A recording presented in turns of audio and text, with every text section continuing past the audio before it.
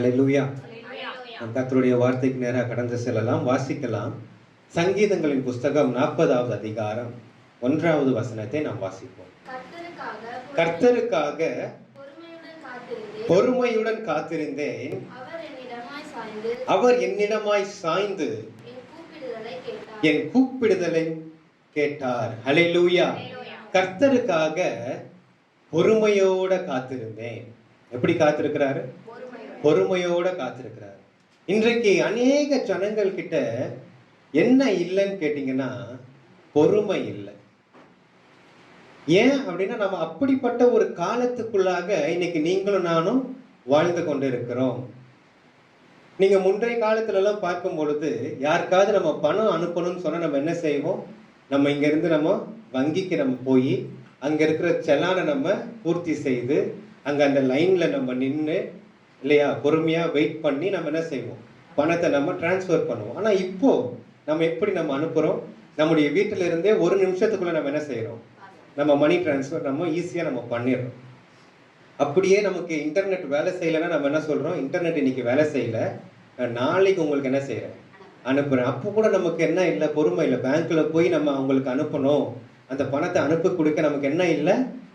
பொறுமை இல்லை. இது அதுல மாத்திரம் இல்லை. நீங்க யாக்கோபு 1வது அதிகாரம் 19 வாசம். ஆகையால் என் பிரியமான சகோதரரே யாவரும் கேட்கிறதற்கு தீவிரமாயும் பேசுகிறதற்கு பொறுமையாயும் கோபிக்கிறதற்கு தாமதமாயும் இருக்க கடவர்கள். ஹல்லேலூயா. அவர் சொல்றார் என்ன செய்யணுமா? கேட்கிறதற்கு தீவிரமா இருக்கணும், பேசுறதுக்கு பொறுமையாக இருக்கணும். ஆனா இன்னைக்கு எல்லாரும் எப்படி நம்ம செய்யறோம்? அப்படியே ஆப்போசிட்டா செய்யறோம். இல்ல, கேட்கறதுக்கு நமக்கு என்ன இல்லை? நேரம் இல்லை. நம்ம சொல்லிடுறோம் எதா இருந்தாலும் சீக்கிரமா சொல்லி, எனக்கு நீ பேசுறது கேட்க எனக்கு டைம் இல்லை. ஆனா நம்ம என்ன செய்யறோம்? வேகமா நம்ம பேசிடுறோம். வாய்க்கு வந்ததெல்லாம் என்ன செய்யறோம்? கொஞ்சம் கூட யோசிக்கிறதே இல்லை. கட கட கட கட கட நம்ம என்ன செஞ்சிடறோம்? பேசிடுறோம். ஆனா வசனம் சொல்லுது நீங்க பேசுறதுக்கு எப்படி இருக்கணுமா? பொறுமையா இருங்க. இன்னைக்கு குடும்பத்துல காணப்படுகிற பிரச்சனைகளுக்கு காரணமே என்னன்னா இந்த பேச்சு தான். இந்த பேச்சை கொஞ்சம் பொறுமையாக்கிட்டோம் வச்சுக்கோங்களேன், பாதி பிரச்சனை என்ன செஞ்சிடும்? முடிஞ்சு போயிடும். ஆமென். அதனாலதான் அங்க சொல்றாரு நீங்க பேசுறதுக்கு எப்படி இருங்க? நீங்க பொறுமையா இருங்க. அப்ப உங்களுடைய ஞானம் விளங்கத்தக்கதை நம்ம என்ன செய்யணும்? நம்முடைய வாயை நம்ம திறக்க வேண்டும். ஹல்லேலூயா, ஹல்லேலூயா. இப்ப இந்த காரியத்துல மாற்றம் இல்லை. இன்னைக்கு பாருங்களேன், இன்னைக்கு அநேகர்லாம் இன்னைக்கு இப்போ சாப்பாடு விஷயத்துல கூட என்ன வந்துருச்சு? நிறைய எல்லாம் இன்ஸ்டன்ட் கிடைச்சிருச்சு இல்ல. இடியாப்பத்துல இருந்து சப்பாத்தி, அப்புறம் பரோட்டா, நூடுல்ஸ் எல்லாமே என்ன ஆயிடுச்சு? இன்ஸ்டன்ட். அப்படியே வாங்கி வந்து என்ன செஞ்சிடலாம்? சூடு பண்ணா போதும். அதை யாரு பிரதர் உட்காந்து வீட்டுல 1 மணி நேரம் எடுத்து அதை உட்காந்து தேய்க்கிறது இல்லையா? ஆனா பொறுமை ரொம்ப அவசியம். ஆமென், ஹல்லேலூயா. இப்ப இது எப்படி ஆயிடுச்சுன்னு கேட்டீங்கன்னா, இன்னைக்கு ஜெபத்துல கூட இன்னைக்கு அநேகருக்கு காத்திருந்து பெற்றுக்கொள்வதற்கு இன்னைக்கு என்ன இல்லை? பொறுமை இல்லை. போய் ஜெபிக்கிற ஜெபம் எப்படி இருக்கு? ஆண்டவரே எனக்கு இன்னைக்கே இந்த காரியத்தை நீங்க செஞ்சிருங்க, எனக்கு நாளைக்கே இந்த காரியத்தை நீங்க செஞ்சிருங்க இல்லையா? ஆனா தவறு இல்லை. நீங்க விசுவாசத்தோட ஜெபிங்க, அது தவறு இல்லை. ஆனா சில நேரத்துல நீங்க ஜெபிக்கும் பொழுது அந்த பதில் உங்களுக்கு உடனடியாக உங்களுக்கு வருவதில்லை. அப்ப அந்த நேரத்துல நீங்க என்ன செய்றீங்க? நீங்க உங்களுடைய ஜெபத்தின் நேரத்தை நீங்க கூட்டி கர்த்தருடைய சமூகத்துல போய் அவருக்கு நீங்க காத்திருக்கிறீங்களா?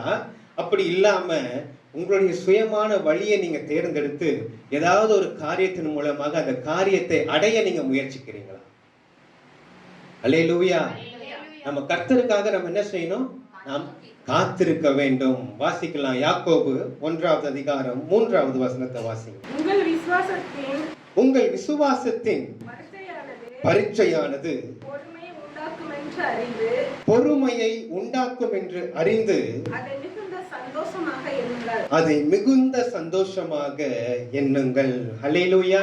இங்க யாக்கோபு சொல்றாரு, அவர் விசுவாசத்தின் பரீட்சை அப்படின்னு சொல்லும் பொழுது அதை அவர் எதை அங்க அடையாளப்படுத்துகிறார் அப்படின்னு சொன்னா, நமக்கு வருகிற சோதனைகளை தான் அவர் விசுவாச பரீட்சையோடு அவர் ஒப்பிடுகிறார். அப்ப அந்த சோதனைகள் நமக்கு வரும் பொழுது அந்த சோதனை நமக்கு என்ன நன்மையை கொண்டு வருதுன்னு கேள்வி பாருங்க. நமக்கு அது பொறுமையை கொண்டு வருகிறது. ஆமென். அப்போஸ்தலனாகிய பேதுரு சொல்லும் பொழுது 1 பேதுரு 1வது அதிகாரத்துல அழிந்து போகிற பொன் அக்கினினாலே சோதிக்கப்படுகிறது. அப்ப அதை காட்டிலும் உயர்ந்த நம்முடைய விசுவாசம் என்ன செய்யுது? சோதிக்கப்படுகிறது. அப்போ அநேகருக்கு இன்னைக்கு என்ன இல்லைன்னா, அந்த பொறுமை அவங்களுக்குள்ள இல்லை. எப்படியாக அவங்க நினைத்த காரியங்கள் நடந்தேற வேணும், உடனே அது நடக்கணும், உடனே தன்னுடைய காரியங்கள் வாய்க்கணும் அப்படின்னு தான் மனுஷங்க என்ன செய்யறாங்க, இருக்கிறார்கள். ஆமென். ஆனா வசனம் சொல்லுது, நீங்க பொறுமையோட கூட இருக்க வேண்டும். ஆமென். பொறுமையோட கூட கர்த்தருக்கு நாம் காத்திருக்க வேண்டும். வாசிக்கலாம். யாக்கோபு 5வது அதிகாரம் 7வது வசனம் வாசிங்க. இப்படி இருக்க சகோதரரே, கர்த்தர் வருமளவும் நீடிய பொறுமையாயிருங்கள். இதோ பயிரிடுகிறவன் பூமியின் நற்பலனை அடைய வேண்டும் என்று முன்மாறியும் பின்மாறியும் வருமளவும் நீடிய பொறுமையோடு காத்திருக்கிறான். அல்லேலூயா. அங்கே போடப்பட்டிருக்கிறது வெறும் பொறுமைன்னு கூட சொல்லல. எப்படியா? நீடிய பொறுமை, லாங் சஃபரிங். நீடிய பொறுமையோட நீங்க காத்திருக்கணும். எப்படி? கர்த்தர் வரும் அளவும் நம்ம காத்திருக்க வேண்டும். அல்லேலூயா. அதற்கு அங்க ஒரு உதாரணத்தையும் அவர் சொல்லுகிறார். எப்படி ஒரு விவசாயி இப்போ என்ன செய்யறாரு, ஒரு பயிரிடும் பொழுது அந்த விதையை மண்ணுல ஊண்டி வச்சுட்டு நீங்க என்ன செய்வீங்க, அந்த விதையை போய் நீங்க டெய்லி நீங்க போய் திறந்து பாத்தீங்கன்னா அந்த விதை முளைக்குமா? முளைக்காது. அந்த விதையை என்ன செய்யாது, அது முளைக்காது. அதனுடைய கனியும் உங்களால என்ன செய்ய பண்ண முடியாது, அனுபவிக்க முடியாது. அப்ப அந்த விதை முளைக்கணும் அப்படின்னு சொன்னா நீங்க என்ன செய்யணும்னா, அது முளைத்து வெளியே வரும் வரை நீங்க காத்திருக்கணும். நீங்க விதையை நீங்க ஊன்றி வச்சதுக்கு அப்புறம் நீங்க என்ன செய்யணும், டெய்லி போய் அதுல தண்ணியை ஊத்துவீங்க. நீங்க தண்ணி ஊத்துன உடனே உங்களுக்கு மேல மண்ணுல உங்களுக்கு என்ன செய்யாது, எந்த மாற்றமும் உங்களுக்கு தெரியாது இல்லையா? சில விதை 2 நாள் எடுக்கும், சிலது 3 நாள் எடுக்கலாம். ஆனா உங்க கண்களுக்கு வெளியே என்ன செய்யாது, ஒண்ணுமே தெரியாது. ஆனா நீங்க என்ன செய்வீங்க, நீங்க டெய்லி அதுக்கு போய் தண்ணி ஊற்றிக்கிட்டே இருப்பீங்க. ஆனா உங்க கண்ணுக்கு அது தெரியாது. ஆனா உள்ள அந்த விதைக்குள்ள மாற்றம் உண்டாகி கொண்டே இருக்கும். அல்லேலூயா. அது மாற்றம் அது உண்டாகி கொண்டே இருந்து அது ஒரு நாளில் என்ன செய்யணும், உங்களுடைய கண்களுக்கு தெரியத்தக்கதாய் அது வெளியே வரும். ஆமென். அதே போலதான் நம்முடைய விசுவாச வாழ்க்கையில, நம்முடைய ஆவிக்குரிய வாழ்க்கையில சில நேரங்களில் நம்ம ஜெபித்து கொண்டு இருக்கும் பொழுது நம்முடைய கண்களுக்கு உடனடியான பலன் நம்முடைய கண்கள் என்ன செய்யாது, தெரியாது. ஆனா அதற்காக எந்த காரியமே நடக்கல என்ற அர்த்தம் இல்லை. எப்படி அந்த விதைக்குள்ள மாற்றம் ஏற்பட்டு கொண்டே இருக்கிறதோ அதே போல நீங்க எந்த காரியத்துக்காக நீங்க ஜெபிக்கிறீங்களோ அந்த காரியத்துக்கான மாற்றங்கள் நடந்து கொண்டே தான் இருக்கிறது. அல்லேலூயா. நீங்கள் தொடர்ந்து நீங்க விடாமல் நீங்க ஜெபித்து கொண்டே இருக்கும் பொழுது அது நிச்சயமாய் ஒரு நாள் உங்கள் கண்களுக்கு முன்பாக அது வெளியரங்கமாய் காணப்படும். அல்லேலூயா. ஆமென். அதனாலதான் அவர் பிரசங்கில சாலமோன் ஞானி ரொம்ப அழகா சொல்லுவார். பிரசங்கி 3வது அதிகாரத்தில் நீங்க வாசிக்கும் பொழுது ஒவ்வொன்றுக்கும் ஒவ்வொரு காலம் இருக்கிறது. பிரசங்கி 3வது அதிகாரம் 2வது வசனம் கடைசி பகுதி நீங்க வாசிக்கும் பொழுது நட ஒரு காலம் இருக்கு, நட்டதை பிடுங்கிறதுக்கும் ஒரு காலம் இருக்கு. அல்லேலூயா. ஒரு விதையை விதைத்த உடனே நம்ம என்ன செய்ய முடியாது, அதுல இருந்து கனிய பறிக்க முடியாது. அதற்கு சில காலங்கள் இருக்கிறது. ஆமென். அல்லேலூயா. அப்ப இன்றைக்கு நீங்க எந்த ஒரு காரியத்துக்காக நீங்க ஜெபிக்கிறீங்களோ, நீங்க யாருக்காக நீங்க ஜெபிக்கிறீங்களோ, அது எதுவாக கூட இருக்கலாம். உங்களுடைய ஆபீஸ்ல உங்களுக்கு ப்ரொமோஷனுக்காக நீங்க ஜெபித்துக் கொண்டு இருக்கலாம், இல்ல உங்களுக்கு நல்ல திருமணம் நடக்கணும்னு நீங்க ஜெபித்துக் கொண்டு இருக்கலாம், இல்ல உங்களுக்கு இருக்க இந்த கடன் பிரச்சனை மாற வேண்டும் என்று நீங்க ஜெபித்துக் கொண்டு இருக்கலாம், அல்லது உங்களுடைய வியாதி உங்களை விட்டு நீங்கி போகணும் நீங்க ஜெபித்துக் கொண்டு இருக்கலாம். நான் நீங்க தொடர்ந்து நீங்க ஜெபித்துக் கொண்டே இருக்கும் பொழுது அதற்கான பலனை நீங்கள் நிச்சயமாக நீங்கள் காண்பீர்கள். ஆமென். அல்லேலூயா. பழைய ஏற்பாட்டு காலத்துல நீங்க பார்க்கும் பொழுது இந்த இஸ்ரவேல் ஜனங்கள் அவங்க எகிப்தில் அடிமையா இருக்கிறாங்க. அப்போ அடிமையா அவங்க இருக்கும் பொழுது அவங்க என்ன செய்யறாங்கன்னா, டெய்லி அவங்க ஆண்டவரை நோக்கி அவங்க விண்ணப்பம் பண்றாங்க. அவங்களுடைய கூக்குரல் தேவனுடைய சந்நிதியில போய் அவங்க போய் கேட்குது. அப்போ ஆண்டவர் என்ன செய்யறாருன்னா, உடனடியா அங்க ஒரு ஆளை அவர் அனுப்பல. ஆனா அவர் செய்த காரியம், அவர் மோசேயை இந்த உலகத்துக்கு கொண்டு வந்து அந்த மோசேயை பார்வோன் வீட்டிலே வளர வைத்து அந்த மோசேயை வனாந்திரத்திலே அனுப்பி அங்கே அவரை வளர செய்து அதற்கு அப்புறமாக இந்த ஜனங்களை விடுதலையாக்கும்படி தேவன் மோசேயை அனுப்பினார். ஹல்லேலூயா. அப்ப அதுல என்ன தெரியுதுன்னா, அந்த ஜனங்கள் ஜெபித்துக் கொண்டே இருக்கிறாங்க, ஆண்டவர் இன்னொரு பக்கம் மோசேயை தயார் பண்ணி கொண்டே இருக்கிறார். ஹல்லேலூயா, ஹல்லேலூயா. பார்வோன் இடத்துல வைத்து அங்க இருக்கிற அவனுக்கு சண்டைகளையும் எல்லா காரியங்களையும் அவனுக்கு அங்க வைத்து கற்பித்து கொடுக்கிறார். அந்த அரண்மனை கற்றுக் கொடுக்காத அந்த வாழ்க்கையை வனாந்தரத்துல வைத்தும் மோசேயை தேவன் உருவாக்கி கொண்டே இருந்தார். ஆமென், அல்லேலூயா. ஆனா ஒரு நாள் வந்துச்சு, அந்த நாளில தேவன் மோசேயை அனுப்பி ஜனங்களை விடுவித்தார். ஆமென், அல்லேலூயா. சங்கீதம் 41வது வசனம், கர்த்தருக்காக பொறுமையோட நான் காத்திருந்தேன், அவர் என்னிடமாய் சாய்ந்து என் சத்தத்தை கேட்டார். அல்லேலூயா. 2வது வசனத்தை வாசிங்க. பயங்கரமான குழியிலும் உளையான சேற்றிலும் இருந்து என்னை தூக்கி எடுத்து என் கால்களை கண்மலையின் மேல் நிறுத்தி என் அடிகளை உறுதிப்படுத்தி. அல்லேலூயா. 2வது வசனத்துல சங்கீதக்காரர் சொல்றாரு, பயங்கரமான குழியிலும் உளையான சேற்றிலும். அப்ப எந்த நிலைமையில அவர் கர்த்தருக்காக காத்திருக்கிறார்னு பாருங்க. ஆமென். முதல் வசனத்துல அவர் சொல்றாரு, கர்த்தருக்காக நான் பொறுமையோட நான் காத்திருக்கிறேன். ஆனா அவருடைய நிலைமை என்ன நிலைமை? பயங்கரமான குழியில இருக்கிற அந்த நிலைமை. ஆதியாகமம் 37வது அதிகாரம் 24வது வசனம், அவனை எடுத்து அந்த குழியிலே போட்டார்கள், அது தண்ணீர் இல்லாத வெறும் குழியாய் இருந்தது. அல்லேலூயா. யோசேப்பை குறித்து நாம் பார்க்கிறோம். யோசேப்பை என்ன செய்யறாங்கன்னா, அவங்க சகோதரர்கள் அவனை எடுத்து எங்க போடுறாங்க? குழியில போடுறாங்க. குழியில அது எப்படிப்பட்ட ஒரு குழின்னு சொன்னா, யோசேப்பால வெளியே வர முடியாத அளவுக்கு இருக்கிற ஒரு ஆழமான ஒரு குழி. நீங்க அடுத்த வசனத்தை நீங்க தொடர்ந்து அதுல நீங்க வாசிக்கும் பொழுது நீங்க பார்க்கலாம், யோசேப்பை சகோதரர்கள் குழியில போட்டுட்டு அவங்க உட்கார்ந்து சாப்பிட்டார்கள் என்று இருக்கு. அப்படின்னா அப்ப யோசேப்பால என்ன செய்ய முடியாது? தப்பித்து வெளியே வர முடியாது, வெளியே வர வழி இல்லை. அப்படிப்பட்ட ஒரு குழியில தான் என்ன செஞ்சாங்க? யோசேப்பை போட்டிருக்காங்க. அநேகர் சொல்லி கேள்விப்பட்டிருக்கிறீங்களா, என்ன கொண்டு வந்து இந்த பாழுங்கணத்துல தள்ளிட்டியே சொல்லுவாங்க இல்லையா? கேட்டிருக்கீங்களா? அப்படின்னா என்னன்னா, வெளியே வர என்ன இல்லை, வழி இல்லை. அப்ப அப்படி ஒரு சூழ்நிலை தான் அங்க யோசேப்பு அங்க இருக்கிறார். ஆனா யோசேப்பு செய்த காரியம் என்னன்னா, யோசேப்பு அவங்க சகோதரருக்கு என்ன கொண்டு வந்தாருன்னா, ஆகாரத்தை கொண்டு வந்தார். அவர் என்ன விஷத்தையா கொண்டு வந்தார்?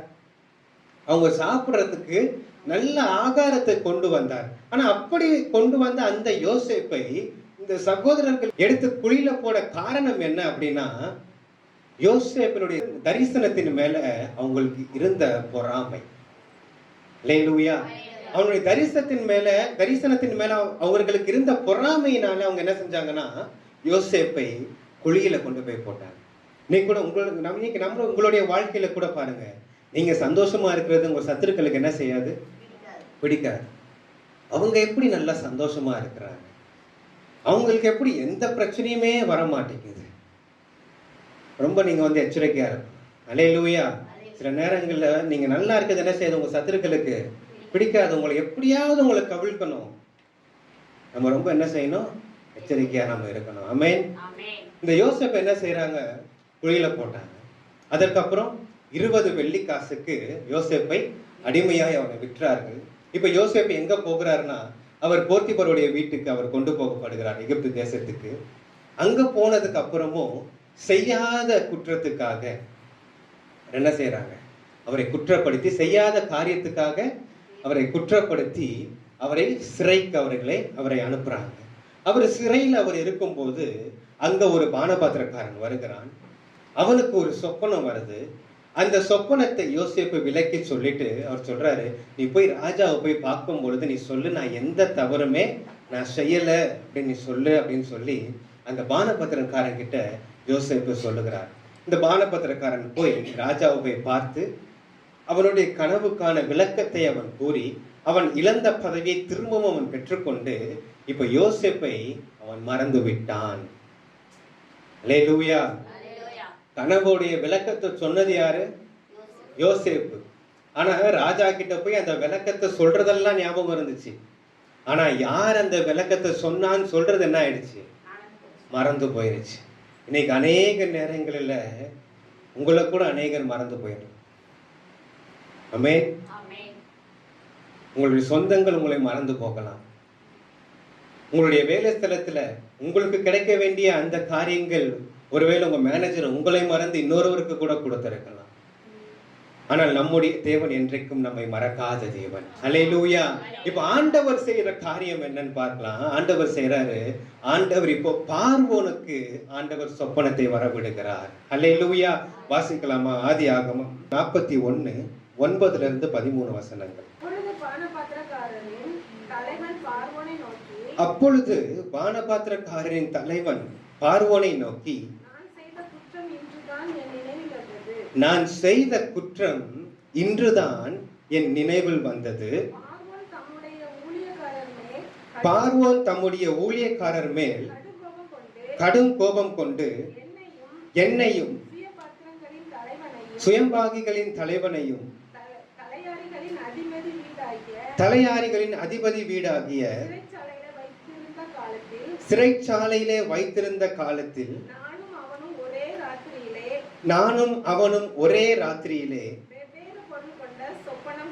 வெவ்வேறு பொருள் கொண்ட சொப்பனம் கண்டோம்.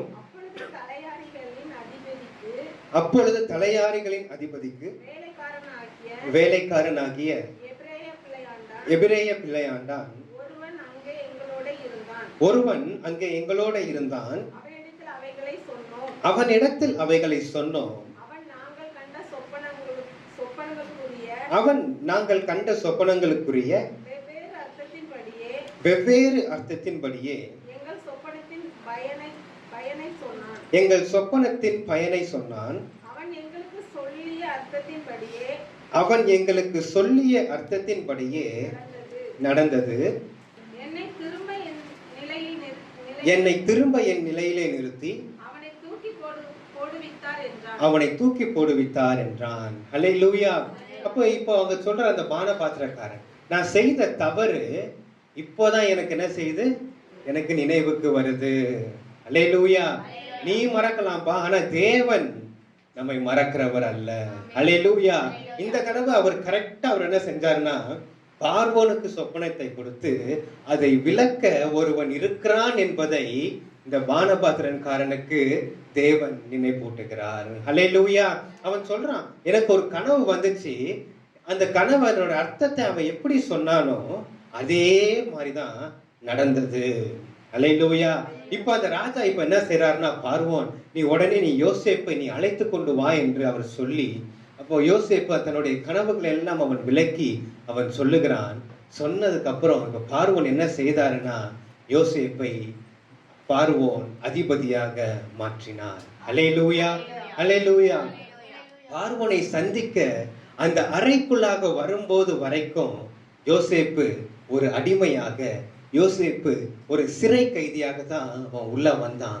ஆனா எப்போ அவன் கனவை சொல்லி அதனுடைய விளக்கத்தை அவன் கொடுத்தானோ அப்போ வெளியே வரும் பொழுது எப்படி வந்தாருன்னு சொன்னா, அவன் ஒரு பிரதம மந்திரியாய் அவன் வெளியே வந்தான். அல்லேலூயா. அல்லேலூயா. இப்போ இன்றைக்கு நீங்க ஆலயத்துக்குள்ள நீங்க வரும் பொழுது நீங்க எப்படி வேணாலும் நீங்க வரணும். முற்காலத்துல நான் தேவனை அறியாம நான் பாவியா நான் இருந்தேன், நான் ஒரு வியாதியோட கூட நான் வந்திருக்கிறேன், இல்ல நான் பலவிதமான போராட்டத்தோட பிரச்சனையோட நான் வந்திருக்கிறேன் நீங்க சொல்லலாம். ஆனா நீங்க ஆலயத்துல இருந்து நீங்க வெளியே போகும் பொழுது நீங்க அப்படியே நீங்க போக மாட்டீங்க. நீங்க உங்க தேவைகள் சந்திக்கப்பட்டு நீங்கள் மனநிறைவோட கடந்து செல்வீர்கள். அல்லேலூயா. ஆமென். அப்ப இந்த பார்வோன் அவர் சொல்றாரு, வாசிங்க 39:40 வாசிங்க, 2 வாசிங்க. பின்பு பார்வோன் யோசேப்பை நோக்கி, தேவன் இவை எல்லாவற்றையும் உனக்கு வெளிப்படுத்தி இருக்கிறபடியால் உன்னை போல விவேகமும் ஞானமும் உள்ளவன் வேறு ஒருவனும் இல்லை. நீ என் அரண்மனைக்கு அதிகாரியாயிருப்பாய். உன் வாக்கின்படியே உன் ஜனங்கள் எல்லாரும் அடங்கி நடக்க கடவர்கள், சிங்காசனத்தில் மாத்திரம் உன்னிலும் நான் பெரியவனாய் இருப்பேன் என்றான். ஹல்லேலூயா. அவருடைய நிலைமை, யோசேப்புடைய நிலைமை எப்படி இருந்துச்சுன்னா, பயங்கரமான குழியில இருந்த நிலைமை, உளையான சேற்றுல இருக்கிற நிலைமை. உளையான சேருன்னு சொல்லும் போது இந்த புதைக்குழியை பார்த்திருப்போம் இல்லையா? அந்த புதைக்குழியில ஒருத்தவங்க சிக்கிட்டாங்கன்னா என்ன ஆகும்? யாராவது வந்து அவங்கள கயிறு கட்டி மேல எடுத்தாதான் உண்டு. இல்லைன்னா என்ன செய்வாங்க? அவங்க கொஞ்சம் கொஞ்சமா அந்த சேத்துக்குள்ளேயே அவங்க என்ன செய்வாங்க? மூழ்கிடுவாங்க. அது அந்த நிலைமை தான் இப்ப யாருக்கு? யோசேப்பு. அவனை அந்த அடிமைத்தனத்திலிருந்து விடுவிக்க யாருமே இல்லை. அந்த சிறைச்சாலையிலிருந்து அவனை வெளியே கொண்டு வரத்துக்கு யாருமே இல்லை. ஆனா அந்த நேரத்துல தேவன் அவனுக்கு உதவி செய்தார். ஹல்லேலூயா. அதை யார் பார்த்தானா? அதை அந்த பார்வோன் ராஜா பார்த்து சொல்றாரு, உன்னுடைய தேவன் உனக்கு கொடுத்த ஞானம். ஹல்லேலூயா, ஹல்லேலூயா. தேவன் அவனுக்கு கொடுத்த அந்த ஞானத்தை அவர் பார்த்து அவனை பார்வோன் ராஜா அவனை உயர்த்துகிறார். ஹல்லேலூயா. எத்தனை வருஷம் தெரியுமா? யோசேப்பை குழியில போட்டதிலிருந்து அவன் அதிபதியாய் அவன் மாறினதுக்கு எத்தனை வருஷம் ஆச்சுன்னா 13 வருஷம் ஆச்சு. இந்த 13 வருஷங்கள் அவன் எகிப்தில் எப்படி இருந்தான்? அடிமையாய் அவன் இருந்தான். அவன் 13 வருஷம் இந்த எகிப்தில் இருக்கும் பொழுது அவன் அநேக நேரங்களில் அவன் சிறைச்சாலையிலும் அவன் இருந்தான். அவனுடைய தரிசனத்தை யோசேப்பு மறந்திருக்கலாம். யோசேப்பை அவனுடைய சகோதரர்கள் எல்லாம் மறந்துட்டாங்க. ஆனால் தேவன் யோசேப்பை மறக்கவில்லை. ஹல்லேலூயா. இந்த கால வேளையில அந்த தேவன் இன்றைக்கும் அவர் உயிரோட கூட அவர் இருக்கிறார். ஹல்லேலூயா. அவர் உங்களை மறக்க அவர் மனிதன் அல்ல. ஆமென். வசனம் சொல்லுது, நான் என்னுடைய உள்ளங்கைகளிலே நான் உன்னை வரைந்து வைத்திருக்கிறேன், நான் உன்னை பேர் சொல்லி நான் உன்னை அழைத்திருக்கிறேன், நீ என்னுடையவன் என்று ஆண்டவர் சொல்லுகிறார். ஹல்லேலூயா, ஹல்லேலூயா. நீங்க பொறுமையோட கூட நீங்க கர்த்தருக்கு நீங்க காத்திருக்கணும். ஆமென். 2வது வசனம் சங்கீதம் 42 அதோட பிற்பகுதியை வாசிக்கும் பொழுது, கண்மணியின் மேல என்னை நிறுத்தி அடிகளை உறுதிப்படுத்துகிற தேவன். ஆமென். யோசேப்புடைய அடிகளை தேவன் உறுதிப்படுத்தினார். எப்படி? அவனுக்கு முத்திரை மோதத்தை கொடுத்து, ஜனங்கள் தங்களுடைய சுண்டு விரலை அசைக்கணும்னா கூட இப்ப யாரை கேட்டுதான் அசைக்கணும்? யோசேப்பை கேட்டுதான் அசைக்கணும். ஹல்லேலூயா. கர்த்தர் யோசேப்பை அங்கே உறுதிப்படுத்தினார். ஆமென். அதே போல் ஆண்டவர் உங்களுடைய வாழ்க்கையில தேவன் உங்களை உறுதிப்படுத்துவார். ஆமென். உங்களுடைய சத்துருக்களுக்கு முன்பதாக கர்த்தர் உங்களை மேன்மையாக வைப்பார். ஆமென். ஹல்லேலூயா. வாசிங்க சங்கீதம் 40வது அதிகாரம் 3வது வசனம். நமது தேவனை துதிக்கும் புது பாட்டை அவர் என் வாயிலே கொடுத்தார். அநேகர் அதை கண்டு பயந்து கர்த்தரை நம்புவார்கள். ஹல்லேலூயா. இப்போ ஆண்டவர் என்ன செய்யறாருன்னா, உங்களுடைய வாழ்க்கையை சாட்சி உள்ள வாழ்க்கையாய் கர்த்தர் மாற்றுகிறார். ஆமென். உங்களுக்கு ஏற்பட்ட அந்த பெரிய போராட்டங்கள் மத்தியில, அந்த பிரச்சனைகள் மத்தியில, அந்த பலவீனங்களின் மத்தியில நீங்க பொறுமையோட கூட கர்த்தருக்காக நீங்க காத்திருந்தபடியினால், கர்த்தர் உங்களுக்கு செய்த அந்த அற்புதத்தை பிற ஜனங்கள் பார்த்து கர்த்தர் என்ன செய்றாங்க? பயந்து நம்புவார்கள். ஹல்லேலூயா. தானியேலை குறித்து நாம் பார்க்கும் பொழுது, இந்த தானியேல் அவர் ஒரு பெரிய ஒரு ஜெப வீரனாய் அவர் இருந்தார். அவர் ஜெபிக்கிற ஒரு மனுஷன். ஆனா இந்த தானியேலுக்கு ஏற்பட்ட பிரச்சனைகள் கொஞ்சம் நெஞ்சம் அல்ல. அவருக்கு அநேக பிரச்சனைகள் அவருக்கு வந்துச்சு. தானியேல் ஜெபிக்க கூடாதுன்றதுக்காகவே அவருக்காகவே ஒரு சட்டத்தை இயற்றினார்கள். ஆனாலும் தானியேல் என்ன செஞ்சாருன்னா, அவர் ஜெபிக்கிற ஒரு மனுஷனாக தான் அவர் இருந்தார். ஹல்லேலூயா. இன்றைக்கு உங்களுடைய வாழ்க்கையில நீங்க சில தீர்மானம் நீங்க எடுத்து பாருங்க. நான் இன்னையில இருந்து நான் தொடர்ந்து நான் குடும்ப ஜெபம் நான் வீட்டுல நான் செய்வேன். நான் இன்னையில இருந்து நான் ஆராதனைக்கு நான் குறித்த நேரத்துக்கு நான் என்ன செய்வேன்? நான் போய் கலந்து கொள்ளுவேன் அப்படின்னு சில பொருத்தனைகளை நீங்க எடுக்கும் பொழுது நீங்க பாருங்க, அன்னைக்கு தான் உங்களுக்கு ஏதாவது உங்களுக்கு வேலை வரும். இது வரைக்கும் உங்க வீட்டுக்கு வராத சொந்தக்காரங்கள்லாம் அன்னைக்கு தான் வருவாங்க. உங்களுக்கு முந்தைய நாள் வரைக்கும் உங்களுக்கு என்ன இருக்காது? வேலையே இருக்காது. சும்மா வெட்டியா தான் வீட்டுல உட்கார்ந்து இருப்பீங்க. ஆனா அன்னைக்கு உங்களுக்கு வேலை வரும், அதுவும் டபுள் சம்பளத்தோட வரும்.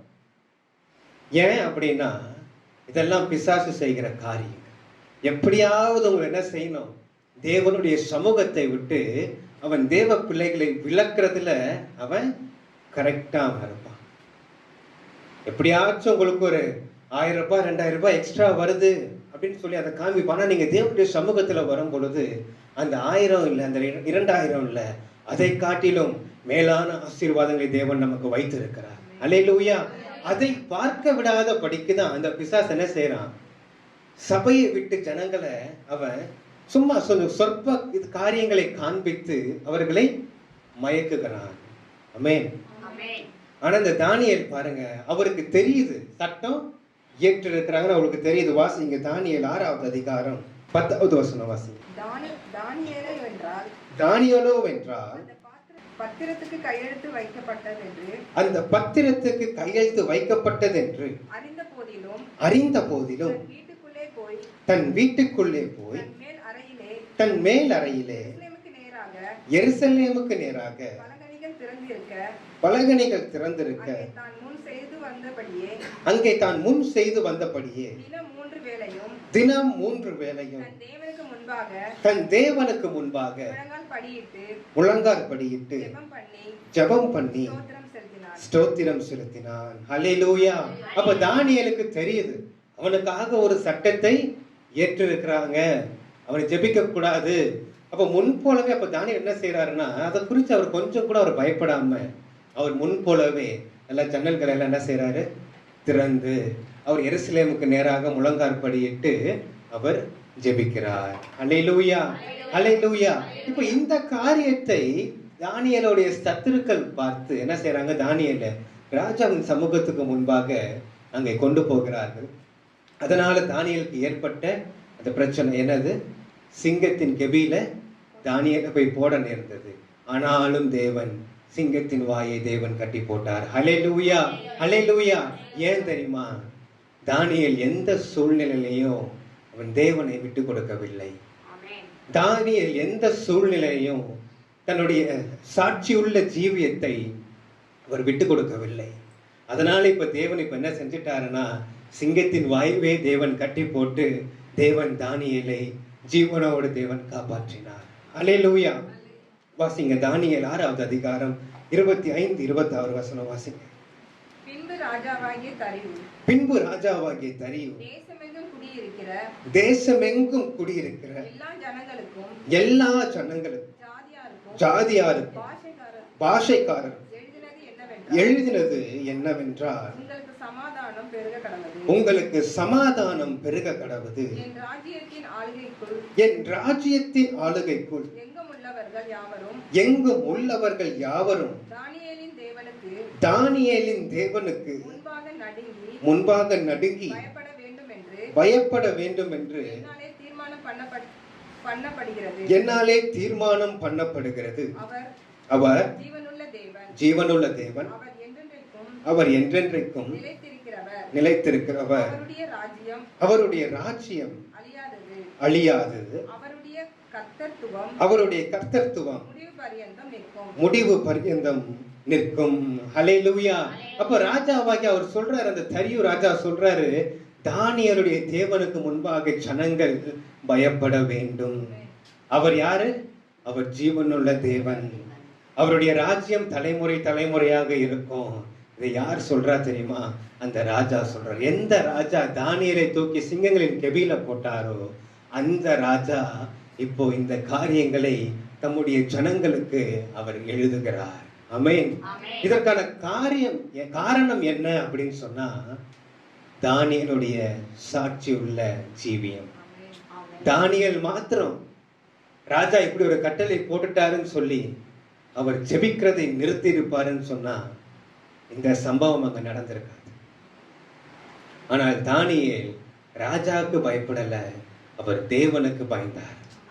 அவர் தேவனுக்கு அவர் கனத்தை செலுத்தினார். அதனால் அவர் முன் போலவே அவர் போய் அவர் ஜெபிக்கிறாரு. தேவன் தானியேலை காப்பாற்றினார். அது மாத்திரமல்ல, அந்த ராஜாக்கும் அந்த தேசத்தில் இருக்கிற எல்லா ஜனங்களுக்கும் அவர் ஜீவனுள்ள தேவன் என்பதை அவர் நிரூபித்தார். அல்லேலூயா.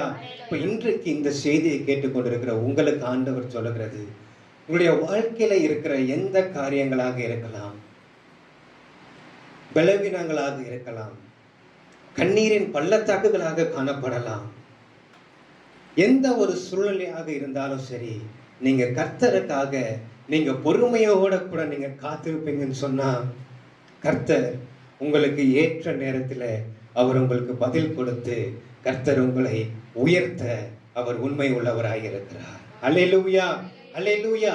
நீங்க சோர்ந்து போக கூடாது. நீங்க தொடர்ந்து நீங்க ஜெபிக்கிறவர்களா நீங்க இருங்க. இன்னும் கர்த்தருக்காக கர்த்தருடைய சமூகத்துல போய் அவருக்காக நீங்க போய் காத்திருங்க. இன்னும் கொஞ்ச தூரத்துல, இன்னும் சீக்கிரத்துல கர்த்தர் உங்களுக்காக வைத்திருக்கிற மகத்துவங்களை நீங்கள் சீக்கிரமாக நீங்கள் காண்பீர்கள். அல்லேலூயா, அல்லேலூயா. எத்தனை பேர் விசுவாசிக்கிறீங்க இந்த கால வேளையில? ஆமென். நாம் அப்படியே நாம் எழுந்திருக்கலாம்.